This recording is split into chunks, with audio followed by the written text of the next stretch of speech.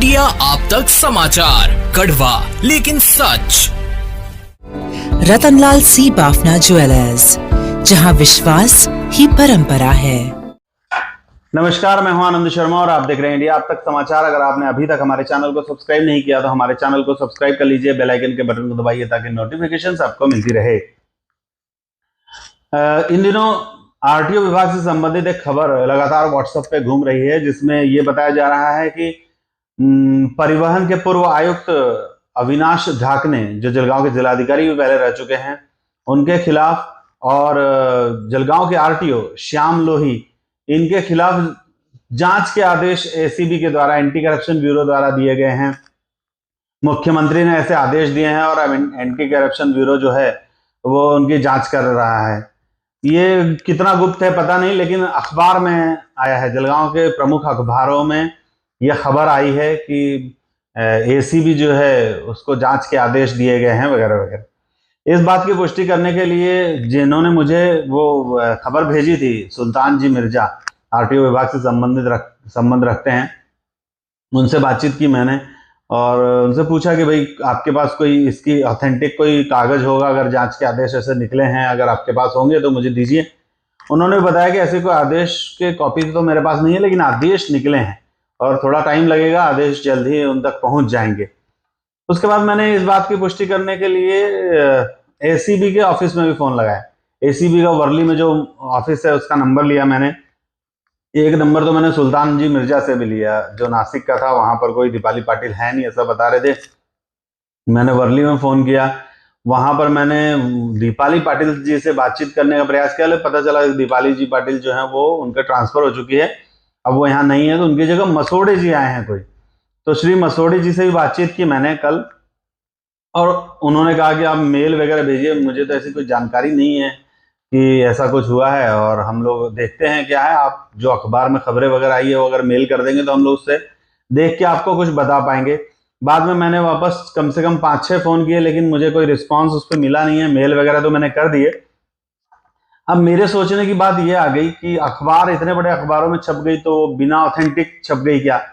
Authentic अगर खबर नहीं है तो कैसे छप गई? अगर खबर छपी है तो ऑथेंटिक है क्या? लेकिन इसकी कोई जांच किया मैंने तो कुछ मुझे पता चला नहीं।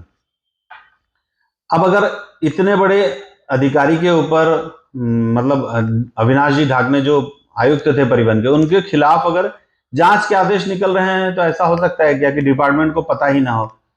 तो उन्होंने कुछ ऐसा मुझे बताया नहीं, तो मुझे ऐसा लग रहा है कि शायद कोई ऐसी कोई जांच की आदेश वगैरह निकले नहीं हैं। लेकिन जलगांव के प्रमुख अखबारों में इस तरह की बातें तो आ चुकी है। एक परिवहन आयुक्त लेवल के व्यक्ति की खबर अगर आ रही है तो वो अगर बिना ऑथेंटिक आ रही है, ये जरा अटपटी सी लगती है। पत्रकारिता जो है वो पक्षपात के बगैर होनी चाहिए। हालांकि अब ऐसा कुछ बचा नहीं है। मेरा खुद एक जर्नलिस्ट होने के नाते ये मानना है कि अब पत्रकारिता का कोई स्तर ही नहीं रहा है। पत्रकारिता कोई कैसे कुछ भी करने लग गया है। पत्रकारिता में अब काफी सारे ऐसे लोग आ चुके हैं, बहुत बड़ी मात्रा में, जिनको खबर क्या होती है ये भी नहीं पता रहता है। खैर, एक पत्रकार का ये कर्तव्य होना चाहिए कि बातों की पुष्टि करे, सारे सब कुछ समझे और उसके बाद उस खबर को लगाए। यहां जो कुछ भी था, अगर आयुक्त के खिलाफ, परिवहन आयुक्त के खिलाफ ऐसे कोई जांच के आदेश निकले हैं, या यहाँ के लोही जो हैं आरटीओ, उनके खिलाफ ऐसी जांच के आदेश अगर निकले होते तो बाकियों का तो पता नहीं, लेकिन अगर श्याम लोही के खिलाफ अगर कोई इस तरीके का आदेश निकला होता तो अभी तक तो जंगल के आग की तरह वो फैल गया होता। क्योंकि पिछले कई सालों से श्याम लोही यहां पर हैं और बहुत विवादित हैं। बहुत सारे लोग तो नहीं कहूंगा, लेकिन कुछ लोग ऐसे हैं जो उनकी छोटी से छोटी बात को, वो छुट्टी पर गए, वो छुट्टी पर नहीं गए, वो समय से टेबल पर पहुंचे नहीं पहुंचे, ऑफिस में हैं या बाहर हैं, इन सब चीजों की बड़ी ही एकदम गहराइयों से जांच किया करते हैं। तो अगर कोई जांच का कागज निकला होता, आदेश निकला होता, तो अभी तक तो मेरे हिसाब से मुझे लगता है कि वो सभी तरफ फैल गया होता था। और अगर वो निकला है तो जांच जरूर होगी, जांच होनी भी चाहिए। जो गलत करता है उसकी जांच होनी ही चाहिए, ऐसा नहीं होगा तो कहीं ना कहीं वो व्यवस्थाओं को खराब कर दिया जाएगा। तो जो कुछ भी है, खैर खबर बनाने का एकमात्र उद्देश्य ये था कि विभाग जो है उसके खिलाफ चौकसी के आदेश अगर निकले हैं तो वो मुझे तो नहीं मिले हैं। अखबारों के जरिए जो भी खबरें आई है उसमें तो यही लिखा हुआ है कि जांच के आदेश निकाले। अब अखबारों ने किस कागज के बलबूते पर यह दिया है तो उन्हीं को पता हो, और उन्हीं के पास अगर मेरे पास वैसी कोई कागजात आते हैं तो मैं आप तक अपनी बात जरूर पहुंचाऊंगा। जय हिंद। आनंदी न शोर मचे, खूब बिजली बचे, न मुश्किल सफाई, होले होले चले,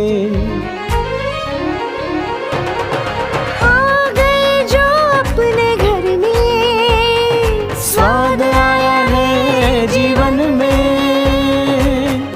आनंदी आटा चक्की, फर्क तो दिखेगा। आनंदी।